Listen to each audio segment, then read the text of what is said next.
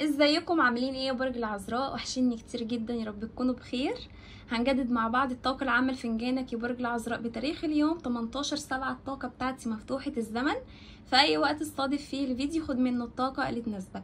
الطاقة بتاعتي مفتوحة الزمن. حطوا الطاقة وسموا الله وصلوا على النبي في الكومنتات، ومتنسوش اللايك للفيديو والاشتراك في القناة. بسم الله الرحمن الرحيم، ويلا بينا نشوف طاقتك الايام القادمة يا عذراء.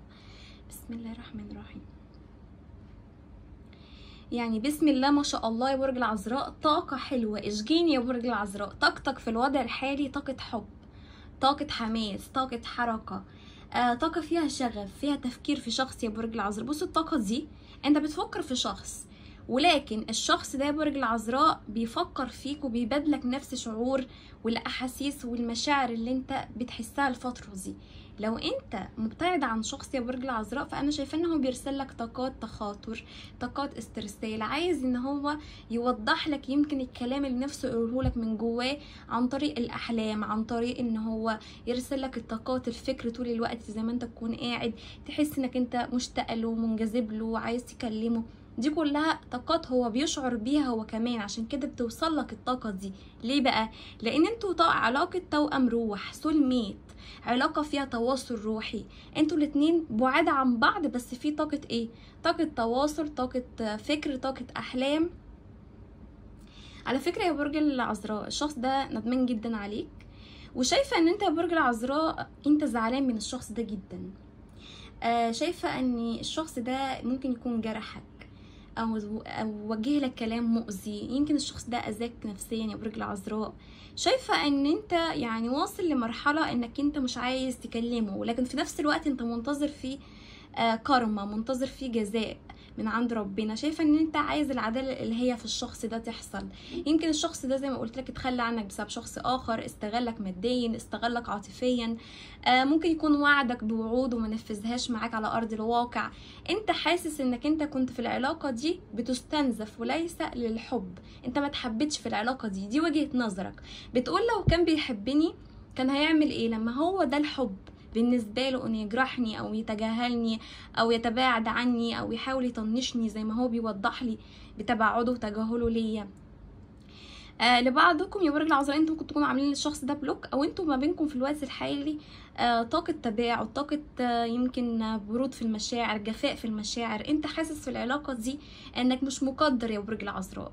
انت بتحب الشخص ده، خلينا متفقين انك انت بتحبه، وانك انت منتظر ان هو يعني يطلب منك السماح، يقدم لك عرض ترسيم، عرض حب.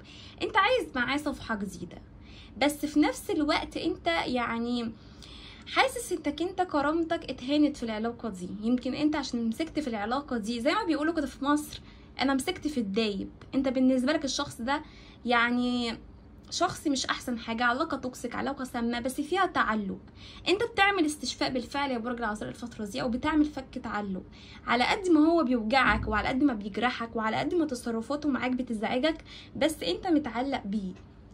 بس انا شايفه عندكم هنا نيو لاف، يعني حب جديد، في حب جديد هيخش حياتك. شايفه ان انت عندك انطلاقه قويه. شايفه كمان ان الشخص ده برج العذراء يعني عنده طاقه فظيعه جدا من الحب والاشتياق ليك، وعايز كمان ان هو يعني يفتح معاك صفحه جديده، لان هو مش عايز يخسرك، هو بيحبك جدا وخايف انك انت تفهم ان تباعده ده عن تعمد، او ان هو بمعنى ان هو مش عايز مثلا معاك العلاقه فبيوضح لك بالتجاهل والتباعد. لا، الشخص ده في حياته كارما، في مشاكل عنده، شايفاه ان لو هو سابك بسبب طرف اخر فهو في مشكله او في صراع معاه. ولو سابك يا برج العذراء بسبب حد، فتأكد ان الحد اللي سابك عشانه ده عشان مصلحة مادية. ده شخص عقلاني جدا، شخص بتاع مصلحته، بتاع مش عايزين نقول بتاع وقته، خلينا نقول بتاع المصلحة. يعني لو في مصلحة مع حد غيرك يا برج العذراء ممكن يروح، لكن انت الحب الحقيقي. يعني تعاملاته في فترة زي العاطفية ما فيهاش حب مع حد، فيها 1+1=2. ده تفكيره. فاكره الشخص ده بيراقبك وشايف انك انت مركز على نفسك. يمكن تكون انطلقت في حياتك، غيرتوا من شكلكم او غيرتوا من فكركم يا برج العذراء، ما بقيتوش تجروا وراه زي الاول، ما بقيتوش تنتظروه، ما بقيتوش انكم انتوا موقفين حياتكم عشانه. لا، بقيتوا شايفين حياتكم، ولكن في نفس الوقت انتوا مش مدين له احساس ان كنتوا بتفكروا فيه. يمكن انتوا بتتعمدوا ان كنتوا تغيظوه او ان كنتوا تبينوا له ان احنا خلاص رمينا العلاقه دي ورا ظهرنا وتخطينا العلاقه، او بتفكروا ان كنتوا تنزلوا استوريهات او تنزلوا حاجه على السوشيال ميديا تحرقوا له دمه يا برج العذراء. حاسه ان انتوا طاقتكم عايزين تضايقوه، عايزين تستفزوه، عايزين ان هو يعني يتحرك اتجاهكم، في تحاولوا انكم تعملوا اي حاجه تثير غضبه. فاهمين يا برج العذراء؟ دي طاقه فيكم. لبعضكم يا برج العذراء انتوا قفلتوا الباب معاه، لان انتوا حاسينه شخص مش جاد، شخص لعبي، شخص بتاع علاقات، شخص مش جاد معاك في موضوع الترسيم او في موضوع المشاعر. انت حاسس ان هو بيحبكش، انتوا مش عندكم صدق في المشاعر بتاعته، بس بيحبك جدا. على فكرة الشخص ده ممكن يكون ما بيعرفش يعبر في المشاعر، يعني حتى التواصل معاكم في الكلام او ان لما كنتوا معاه في العلاقة عادي ما كنتوش تحسوه عاطفي، تحسوه كده شخص متبلد المشاعر، شخص بنسميه بارد، شخص بارد تقيل، مش عايز ياخد اي خطوة في ان هو يعبر او يوضح اكتر. دي كلها ظاهرة معايا في الطاقة يا برج العذراء. شايفة كمان انتوا الفترة دي عندكم حد من العيلة هيجي يزوركم، عندكم لقاءات عائلية، شايفة عندكم افراح، عندكم مناسبات يا برج العذراء. شايفة كمان انتوا بتفكروا بشكل مادي، بشكل مهني، شايفاكم قاعدين بتدرسوا، قاعدين بتشتغلوا على نفسيكم، قاعدين بتفكروا كتير يا برج العذراء، بتفكروا في امور تخص الماديات، تخص يمكن مسؤوليات عندك، مسؤوليات اطفالك، اولادك يا برج العذراء. ولكن انت في نفس الوقت يعني مش ساكت يا برج العذراء، انت عمال تدور وتبحث وتستكشف عن وظائف، عن بدايات جديدة. حتى في الحب يا برج العذراء انت فاتح قلبك، يعني على قد ما انت عندك يمكن يأس من موضوع العلاقات العاطفية، الا انك انت يعني بتحاول انك انت تجدد من طاقتك، بتحاول تطلع من الطاقة السلبية دي. عشان كده بقولك انت بتعمل استشفاء في العلاقة دي. شايفه ان انتوا عندكم مشروع جديد انتوا هتخشوا عليه يا برج العذراء، او في حد الفتره الجايه هيشوف دماغك حلوه جدا، هيشوف انك انت بتعرف تفكر، بتعرف تدي نصايح، تدي حكم، شخص حكيم في تصرفاتك، شخص كده موزون في افعالك وتصرفاتك. في حد عايز يستمد منك طاقه التشجيع، طاقه التحفيز، من الاكسبيرينس بتاعتك، الخبره. حتى لو انتوا سنكم صغير فانتوا دماغكم اكبر من سنكم، يعني اللي يقعد معاكم يفكركم مثلا عندكم 100 سنه وانتوا في الحقيقه مثلا يكون عندكم 20 سنه، 30 سنه، 40 سنه، في صغيرين بس دماغكم كبيره. ما شاء الله عليكم يا برج العذراء، اشخاص حكيمه جدا، اشخاص حريصه جدا في تصرفاتها، في تعاملاتها. كمان انتوا مش متسرعين ومتسامحين جدا يا برج العذراء. في حد يا برج العذراء ظلمك، او في حد تعب قلبك من اولادك، حبيب، شريك، حد يعز عليك قوي وغالي عليك قوي يا برج العذراء. حد ده ممكن يكون بيضايقك بكلامه، بيضايقك بتصرفاته، يمكن يكون بيوجه لك يمكن كلام قاسي يا برج العذراء. انت ممكن تكون بتعديه، بس انت بينك وبين نفسك بتحس انك انت يعني قلبك مكسور، عايز تصرخ من الوجع والالام اللي انت تتحمله من اللي حواليك. ناس كتير حواليك يمكن تكون مش واخده بالها منك، مش مهتمين بيك، بس انت موجوع من جواك. انتوا بتعرفوش تناموا بالليل يا برج العذراء من التفكير. بصوا طاقه التفكير ده. وكمان شايفاك ان انت محتار ما بينك ما بين شخص تاني، ما بين شخصين، سوري، في شخصين انتوا محتارين ما بينهم، او في حد يا برج العذراء انت شايفه بيستغلك ماديا. ممكن يكون ده حد من اولادك، حد عاطفي بالنسبه لك، في حد انت حاسس ان هو يعني بيستنزفك ماديا، بس انتوا عندكم علم، يعني مش متفاجئين بالموضوع، لا انتوا عندكم العلم. ولكن زي ما بيقولوا كده انت الفتره دي ماشي بمبدا اللي عايز يخسرني يخسرني، انا ما بخسرش حد. ده مبدأك يا برج العذراء. يعني بتشوف ان في ناس كده خسارتها مكسب بالنسبه لك، بس انت لحد دلوقتي في ناس كتير لما بتيجي تخبط عليك الباب بتفتح الباب وترحب بيهم، ولا اكن حاجه حصلت، وتضحك في وشهم، ولا اكن كان في ما بينكم مشاكل. فانت بطبيعتك يا برج العذراء ما بتحبش تكسر بخاطر حد، ويمكن ده حاجه حلوه، لان انت عندك هنا عناية إلهية، ربنا حافظك، ربنا بيحرسك من العين، من الشر. حتى لو في حد بيدبر لك مشكلة، أو بيدبر لك مكيدة، أو بيدبر لك مؤامرة، أو عايزك تقع في مشكلة كده ولا كده، بتلاقي ربنا بيحفظك. شايفة إن في ناس بترد في غيابك يا برج العذراء كلام سيء عليك، وبيتكلموا في ظهرك كلام حلو. على قد ما فيه الوحش على قد ما فيه الحلو في الطاقة دي.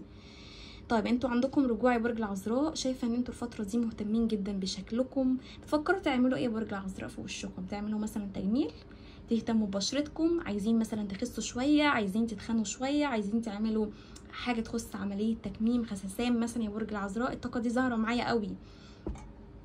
طاقة برج العذراء كده الفترة دي عايز ان هو يبهر حد او عايز يفاجئ حد بشيء، اللي هو انا بيك او من غيرك انا عايش، او انا وصلت لمرحلة احسن. انت في حاجة جواك وجعك قوي يا برج العذراء، والحاجة دي ما يعلمش بيها الا ربنا. انت جواك وجع، بتحاول تظهر قدام الناس انك انت شخص سعيد ومبسوط ومفيش حاجة بتأثر فيك او مفيش حاجة يعني بتوجعك، بس انت من جواك موجوع قوي يا برج العذراء.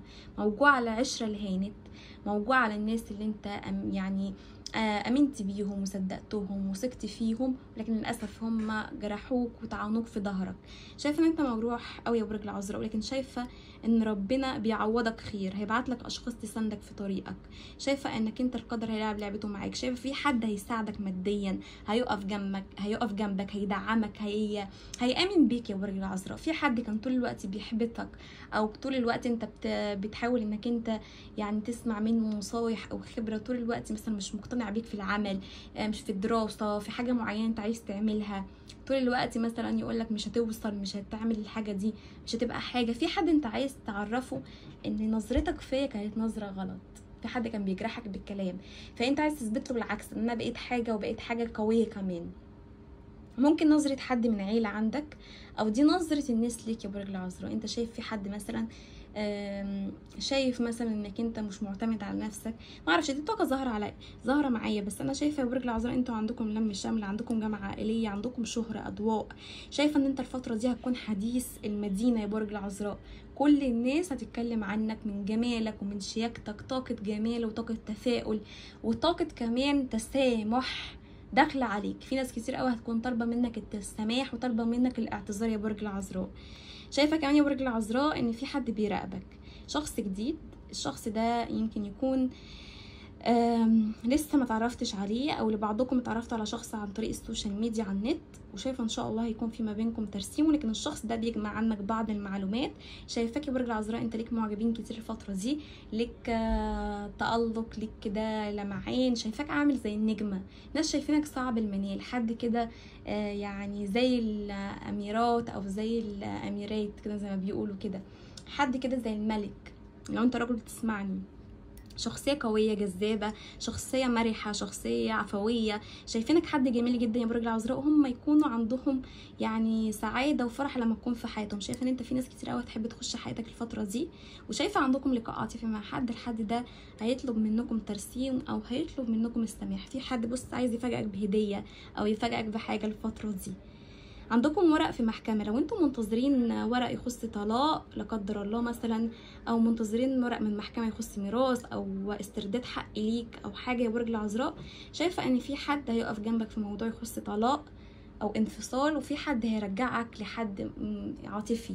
لبعضكم الطاقه دي ظاهره معايا، عندكم نفقه، عندكم ورق في محكمه في صالحكم. شايفه عندكم في يمكن تعلق في اوراق او في فلوس عندكم الفتره دي، ممكن تكون في بنك او بريد. شايفه ان شاء الله تخلص على خير، وفي شخص ذو مكانه او ذو منصب هيساعدك في امر عملي وامر مادي. تمام يا برج العذراء. عندكم الفتره دي كمان خطوبه، ترسيم. شايفه الفتره دي حركه وتنقلات، سفر، وكمان وصول لهدف ووصول لرغبه. ابراجت معايا كانت ايه؟ هاجر معايا برج العذراء، الثور، السرطان، الحوت، معايا برج الجوزاء والدلو، وكان معايا كمان برج القوس والحمل. صحيا برج العذراء شايفه ان انتوا عندكم تحسن في الصحه، ممكن تكونوا بتعانوا من الم في المعده، حاسين ان انتوا يعني موتكم مش احسن حاجه، عندكم تقلبات مزاجيه، حاسين بارهاق جسدي، حاسين ما عندكوش مجهود تعملوا حاجه.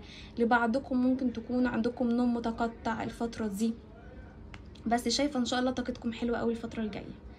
وكده تكون خلصت قراءتنا، ومتنسوش اللايك للفيديو والاشتراك في القناه.